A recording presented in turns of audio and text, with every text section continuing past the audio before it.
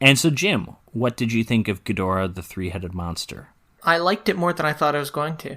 Well, it really didn't take itself seriously, and I like that. And I think if you're going to make a movie where one of your main characters is a man in a dinosaur costume, and another man in a flying dinosaur costume, and a man on the ground in a larva costume. Actually, no. One thing I wanted to point out. I don't think Mothra is a person.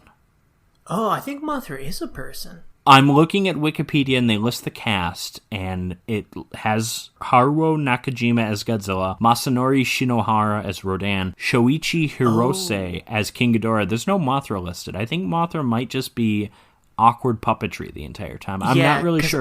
Because I've found that Katsumi Tezuka portrayed the Mothra larva prop that was also recycled from Mothra vs. Godzilla. So you're right. It's probably just a puppet. Anyways, a movie like this, you can't take it too seriously. I mean, this is kind of like a modern-day superhero movie where you go in and just to watch, just to hang out, watch it, eat popcorn, have fun. With all the dumb things that were happening in it, I was just going along for the ride, man. I really enjoyed it. And I do want to see Godzilla become the good guy. Like, properly become the good guy? Yeah, because he's heroic at the end of this movie, but he's not. Like, it is different than Mothra versus Godzilla. Mothra's the good guy the entire time, and then when the Mothras defeat Godzilla, it's like, oh yeah, awesome. Like, you were rooting against Godzilla in that movie. Yeah. You don't quite do that here, because Godzilla's main rival is Rodan, and it's like, okay, I have no reason to root for Rodan, and then eventually Godzilla becomes heroic, obviously, but... yeah, this is a little different than we've seen Godzilla so far in the series. And, and I think I'm liking it. I'm liking the series. I'm liking how goofy it's getting. Yeah, that's it, really. How about you? Well, I enjoyed the movie quite a bit. It sounds like I took the movie more seriously than you did, although obviously the film has its flourishes in the goofiness. I like how you're like, oh, I took the movie more seriously. No, I did, though. Ghidorah is like a serious world-ending threat, and I like how that's established. It's established through an alien possessing a princess who just... It's so weird. I like the weirdness of it. It's not just that the alien possesses a person to deliver this message. The alien possesses the most wanted person on Earth to convey this message, so there's people constantly trying to kill her. I think that's great. I like the James Bond assassin quality, whatever you want to call that. But Ghidorah as like this, Ghidorah, first of all, design, awesome monster. And as like a villain, I kind of wish we saw more of him. Mm-hmm. I think Ghidorah isn't as strong as he might be. I think maybe because we spend too much time on Rodan. Yeah. And Rodan is never really... Rodan's a monster. I guess it's a threat. But Rodan is certainly not the threat that Ghidorah is. Godzilla's not even a threat to humanity that Ghidorah is. But also, like, we certainly don't see enough to think that Rodan is equally dangerous as Godzilla. Like, he just kind of flies around and pokes him in the eyes a few times. Yeah. But yeah, so I think... I like Rodan as a creature. But I actually think the movie might have been better if it was just Godzilla, Mothra, and Ghidorah, and you get a little bit more. You could focus a little bit more on Ghidorah. Another scene of him, because they have this scene when they're in the diet building, which their parliament or whatever, and they're talking to the fairies, and they have that like warning. Oh, Ghidorah's coming! Ghidorah's coming! I want to see him stomp on that shit. We already saw King Kong fall asleep on top of the diet building. Like, I want to see Ghidorah just like fly through that or something. I think we could have had some more destruction, would have been nice. But I like Ghidorah as this like threat. I like the heroic turn for Godzilla. I like that at first he's like, nah, I mean, it was as weird as it is that Godzilla has like coherent thoughts as he's just a creature, he's an animal, but he's just like, nah, Earth doesn't, we don't need to like that. That's silly, yeah. But I also like it because I like that heroic turn means something. When he sees Ghidorah basically just bullying on this poor little baby, that's when he decides to step in. I like that. Yeah, I like this. I like his this movie fatherly quite a instinct bit. kicking in. You know. Well, if I had one complaint, and again, it's not really a complaint about this because I really did enjoy the movie, but for me, there was too much like interpersonal stuff between just like people. But I know you enjoyed a lot of that. But for me, I thought it was well done. I liked the performances. I liked the brother-sister dynamic. I thought they felt like actual brother-sister. I thought they were fun. I thought each character, that they had different things that they were trying to accomplish, but they were obviously related. I thought that was good.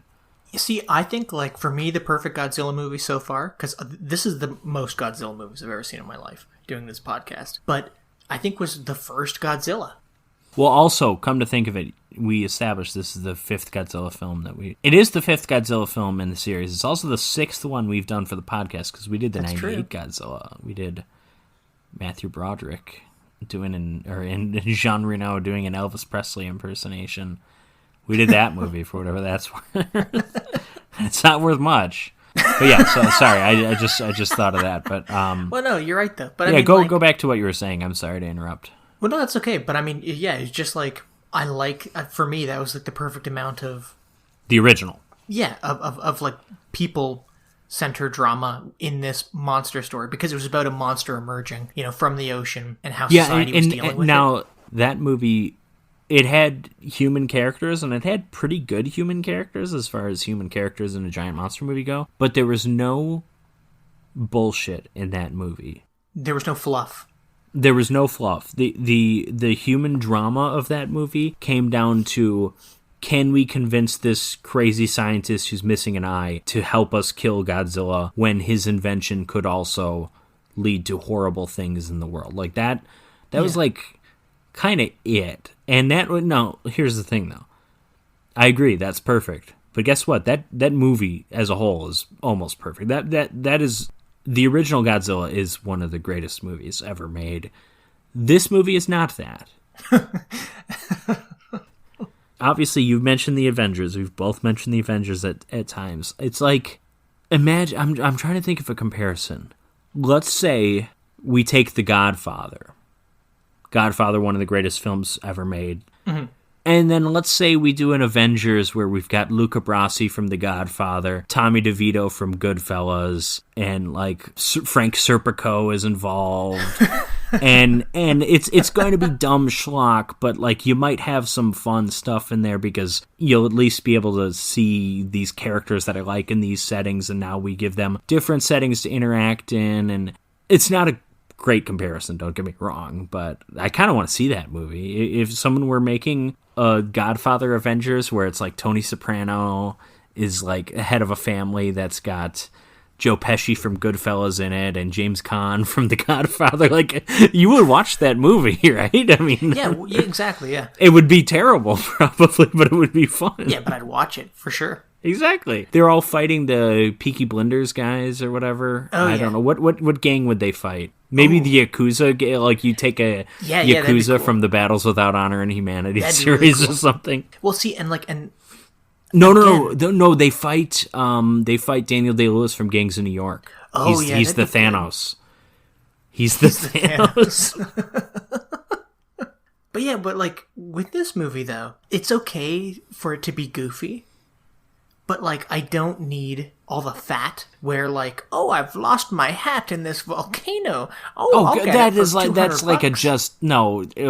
There's fat in this movie.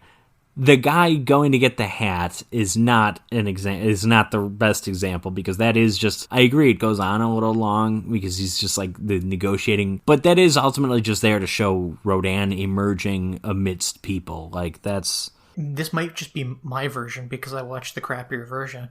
In this version, they'll run into somebody and they're like, oh, be careful. There's a monster over there. And they're like, oh, thank you for letting us know. Me and my 2 children were just on our way home from the store and lightning kept falling from... And you're like, shut the fuck up. What is happening? I don't think I got any of that stuff in my version. There was no, like, unnecessary detail with, like, people running from the monsters, I don't think. Yeah, I feel like there's a bit in mine and I'm just like, get rid of it.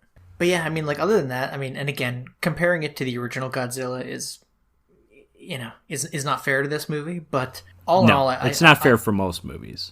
But all in all, I did like this movie a lot.